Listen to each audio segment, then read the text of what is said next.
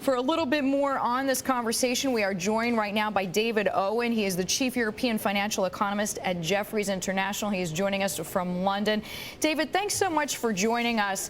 I guess we should talk a little bit about the professor's comments there saying that a Greek default is inevitable. Do you agree with that?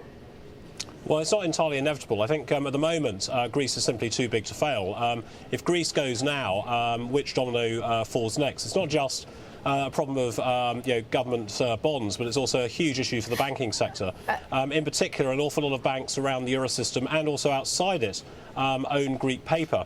And there's a real issue about funding in Greece now for the banking sector, and there's an issue here that this is morphing back through the banking sector and will impact the wider real economy. And so we may well see Eurozone indicators turning down again as we go through the second quarter into Q3. So I think at the moment it's really in no one's interest to let Greece go.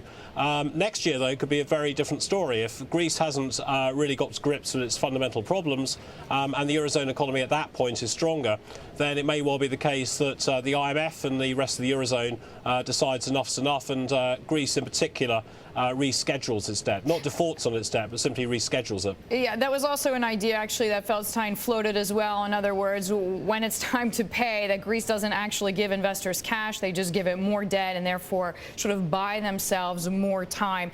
He also mentioned, as we highlighted here, that Greece is obviously not the only trouble point in the Eurozone. We heard from Standard & Poor's yesterday downgrading Spain.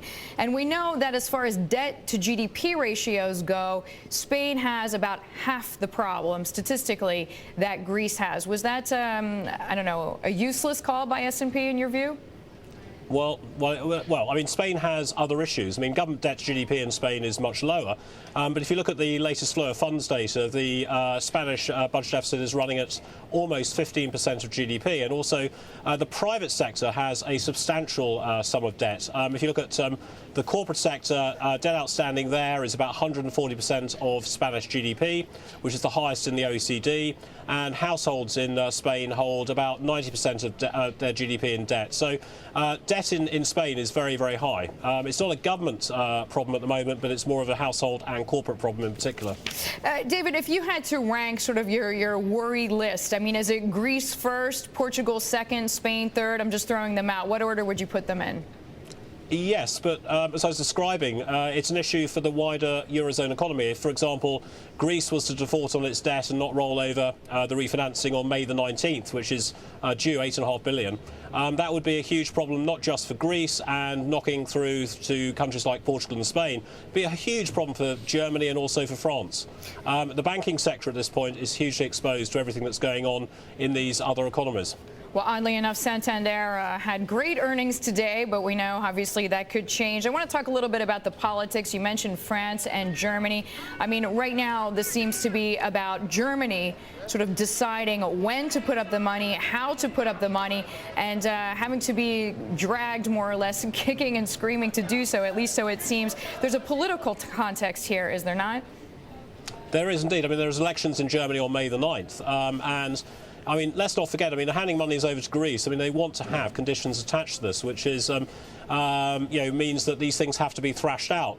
The markets obviously want everything to be done and dusted right now. In fact, they wanted everything to be signed off on Friday when the Greeks put their hands up to actually ask for funds. But it was always going to be the case that it was going to take a long time to thrash these things out.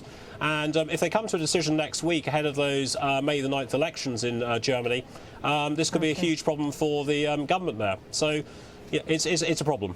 David, thanks very much for the time. David Owen joining us there from Jefferies International.